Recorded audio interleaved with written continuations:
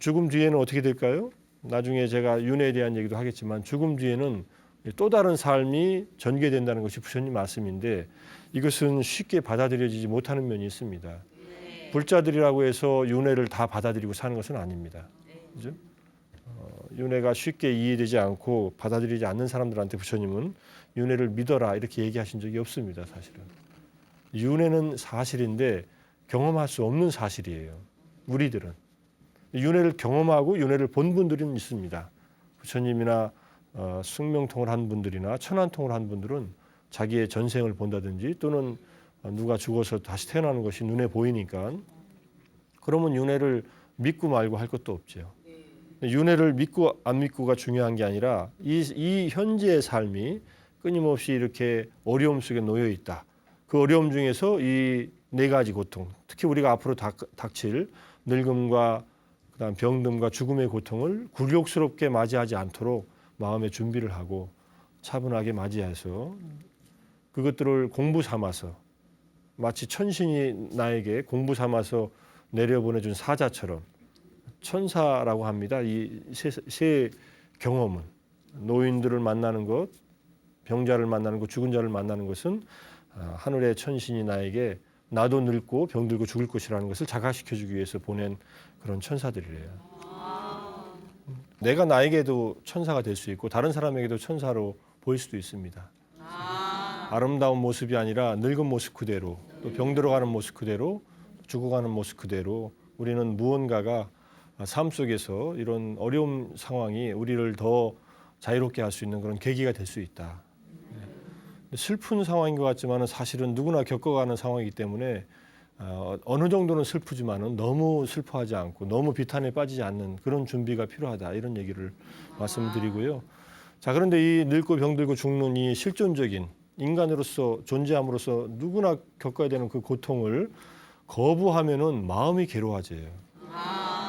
실존적인 우리의 어쩔 수 없는 인간으로서의 고통을 자꾸 외면하고 거부할수록 마음이 점점 불편해지고 괴로워집니다.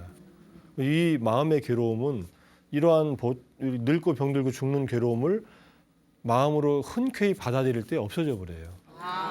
그래서 늙는다는 것, 병든다는 것, 괴롭다는, 죽는다는 것을 마음으로 충분히 받아들이고 살라. 그렇다고 병든데 막 더 병들게 하는 그런 것은 아닙니다.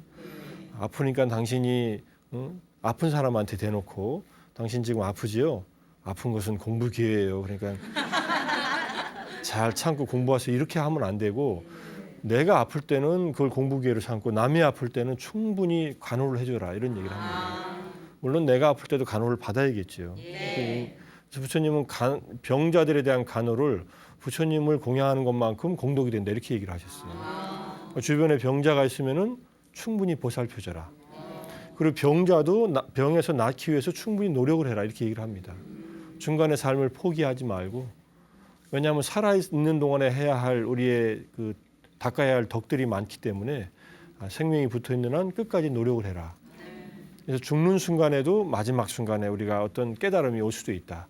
이런 얘기들을 합니다. 그러니까 인간으로 태어나서 인간으로 성숙할 수 있는 최선의 노력을 하다가 마지막에 잘 가면은 그 다음 인생은 또 새롭게 좋게 펼쳐질 수 있다. 이런 얘기입니다.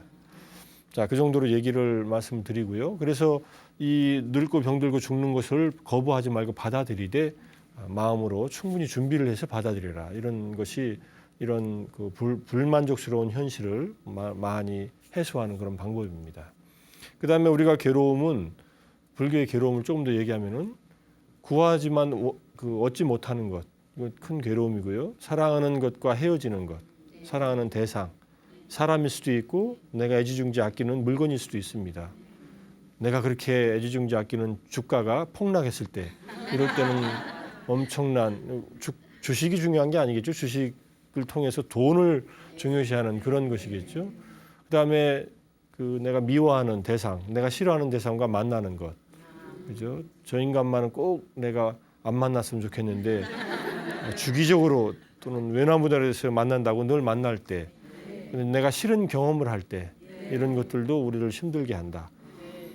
그래서 이걸 구부듣고 원중해고 애별이고 이렇게 얘기합니다. 이 세 가지 괴로움을 더하고 그다음에 마지막에 오온에 대한 집착이 괴로움이다.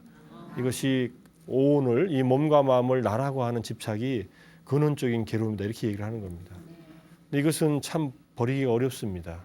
그래서 불교 공부는 이 오온에 대한 괴로움을 집착을 내려놓고 오온의 경험 속에서 우리는 더 이상 나라고 하는 집착을 내려놓을 때, 끊어버릴 때 이것은 깊은 공부를 해야 됩니다. 그냥 이 몸은 내가 아니야. 우리 이 느낌과 이 생각이나 의지는 내가 아니야라고 해서 내려지는 것이 아니에요. 그런 생각만으로는. 근데 그 생각하면서도 이걸 내 생각이라고 우리는 가정을 하고 생각을 합니다.